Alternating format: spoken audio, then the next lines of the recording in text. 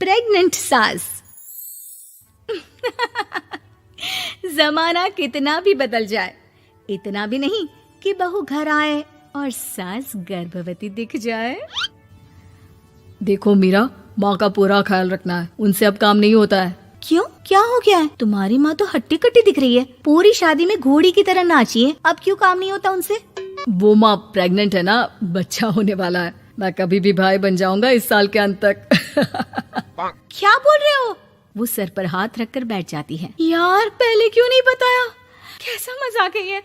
झूठ बोल रहे हो ना? हाँ, झूठ बोल रहे हो ना? तभी ससुर की आवाज आती है। बहू, पानी गरम कर दे, तेरी सास को दवाई देनी है। समय पर दवाई ना दी तो परेशानी हो जाएगी। और हाँ, जरा काजू पीस कर दूध में मिलाकर ले आना। तेरी सास खुद से तो अपनी संभाल करेगी नहीं। हे भगवान, ये मैं क्या सुन रही हूँ? ये ससुर जी को क्या हो गया है? मैं क्या सोच कर आई थी? हाय रे, मैं तो किसी को मुंह भी नहीं दिखा पाऊंगी। अब ये रोना धोना बाद में करना, पहले गर्म पानी कर दो, माँ को दवाई देनी होगी। और हाँ, रात को माँ के पैरों में तेल लगा देना। बहू को गुस्सा आ जाता है, वो बड़बड़ करती किचन में जाती है जहाँ उसका ससुर खड़ा होता है। एक बड़ी जिम्मेदारी है हम सबके सर ऊपर। इस उम्र में माँ बनना खतरे से खाली नहीं होता। हाँ हाँ पता है, तो क्यों बन गई माँ? अरे खतरे से कम नहीं है तो क्या जरूरत थी लल्ला पैदा करने की? कैसी बात कर रही हो बहू? क्या तुम खुश नहीं कि घर में एक नया मेहमान आएगा, छोटे छोटे पैरों से पूरे घर में घूमेगा? पिताजी, ये हाथ जोड़े आपके, आप यहाँ से जाओ। ये शायरी बाद में बताना, अभी मैं पानी गरम करके थर्मस में दे देती हूँ।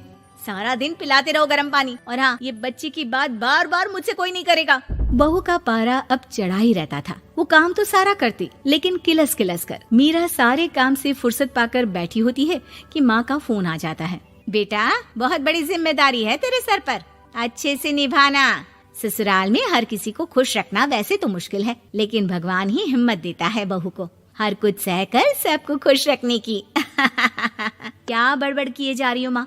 जानती भी हो कि यहाँ क्या चल रहा है? मेरी सास, अरे तेरी सास तो देवी है देवी। कितने खुश हो रहे थे सारे तेरी सूरत देख देख कर। पता नहीं जैसे बहू नहीं कोई मन मांगी मुराद मिल गई हो उन लोगों को। अरे बात तो पूरी सुनो। मन मांगी बुरा तो पूरी हुई है। अरे मेरी सास को बच्चा होने वाला है, प्रेग्नेंट है वो। क्या बकवास कर रही है मीरा? ये बात किसी को कहना मत। मुझे तो बता दिया, लेकिन अब अपनी जबान सिल ले। कहाँ है तेरी सास? बात तो करा मेरी। पूछू जरा, पोता पोती खिलाने की उम्र में खुद का बच्चा खिलाने का शौक कहाँ से आ गया? और आया भी तो बताना तो चाहिए था। अब क्या नाक कटाने के लिए हम लोगों से रिश्ता जोड़ा है? रुक, तेरे पापा से बात करती हूँ। मीरा फोन रखकर लेट जाती है। वो एक सपना देखती है कि उसकी गोद में एक बच्चा खेल रहा है। भाभी की गोद में कितना खुश दिख रहा है ना, लग ही नहीं रहा कि भाभी है। मैं तेरे लिए क्या लाया हूँ, सोने की बालियाँ। तेरी शादी में तो मैं बुढ़ा हो जाऊंगा ना। अरे कैसी बात कर रहा है बेटा, इसकी जिम्मेदारी तो तू ही लेगा। हम लोगों का तो कोई भरोसा नहीं, कब ऊपर वाला उठा ले। बहू को सास को देख देख कर गुस्सा आ रहा था। तभी वहाँ पड़ोसन आ जाती है। अरे बहू, तुझसे तो पूछने से भी डर लगता है कि कब खुशखबरी सुना रही है। अब तो अपनी 1 महीने की ननद की ही जिम्मेदारी संभाल ले, बहुत है। अपने जेवर भी रख देना और पैसे भी जमा करना शुरू कर दे। वो बात आगे बढ़ाती उससे पहले ही बहू जोर से चिल्लाकर उठ जाती है। नहीं नहीं नहीं नहीं, मैं अपने जेवर किसी को नहीं दूंगी। अरे कौन ले रहा है तुम्हारे जेवर? तुम औरतें भी ना सपने में भी जेवर ही संभालती रहती हो। मैंने जो सपना देखा है ना, सुनोगे तो होश उड़ जाएंगे। अच्छा, तुम अपना सपना बाद में बताना, पहले मेरा सुनो। कल मैंने इतना अच्छा सपना देखा कि अगर वो पूरा हो जाता है ना तो मैं तुम्हारे लिए रानी हार बनवा दूंगा। बहू अब सारे गम भूलकर पति का सपना सुनने में लग जाती है। अरे क्या सपना था बताइए ना, बोलिए भी तो, क्या सपना है? मैं पूरा कर दूंगी अगर बात रानी हार की है तो। बोलिए बोलिए। मैंने रात को सपना देखा कि माँ को बेटी हुई है और मुझे बहन। सच्ची, इस घर में बेटी हो जाए तो मैं तो झूम ही उठूं। मीरा का मुंह बन जाता है। वो चुप हो जाती है और सपने की बात याद करती है कि बेटी हुई तो उसे ही अपने गहने उसे देने होंगे। फिर तो रानी हार की जरूरत पड़ेगी ही। भाई लड़की बड़ी होगी, उसकी शादी होगी तो जेवर तो चढ़ाने ही होंगे ना, कहाँ से आएंगे वो? कितनी समझदार हो तुम मीरा। मैंने भी यही सोचकर तुम्हारे लिए रानी हार लेने का सोचा था।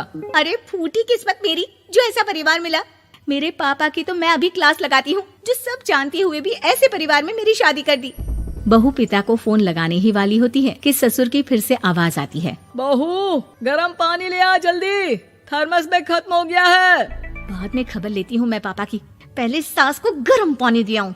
बहू अभी किचन में काम कर ही रही थी कि मीरा के मम्मी पापा आ जाते हैं। वो हाथ में ढेर सारे फल लेकर आते हैं। मीरा के पिता मीरा के ससुर से कहते हैं, लीजिए भाई साहब, ये फल रखिए, बहन जी को खिला दीजिएगा। वैसे कैसी है उनकी तबीयत? बस पता तो है आपको, ऐसे वक्त में जो होता है बस वही सब। मुझे तो सुनकर बहुत गुस्सा आया था, लेकिन चलिए, भाग्य में जो है लिखा उसे कौन टाल सकता है। डॉक्टर को दिखाए?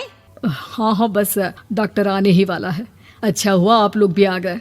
उतने में एक सुंदर सी लेडी डॉक्टर आती है। पेशेंट कौन है आप? अरे नहीं जी, मैं तो बहू हूँ इस घर की। मैं तो अभी सोच भी नहीं सकती पोता या पोती के बारे में। अभी तो मेरी सास ही। अरे चुप हो जाना, देख तो ले, डॉक्टर है ये, किसी के भी सामने गुस्सा फोड़ देती है। डॉक्टर कमरे में जाती है और थोड़ी देर बाद बाहर आ जाती है। पीछे से सास भी निकल आती है।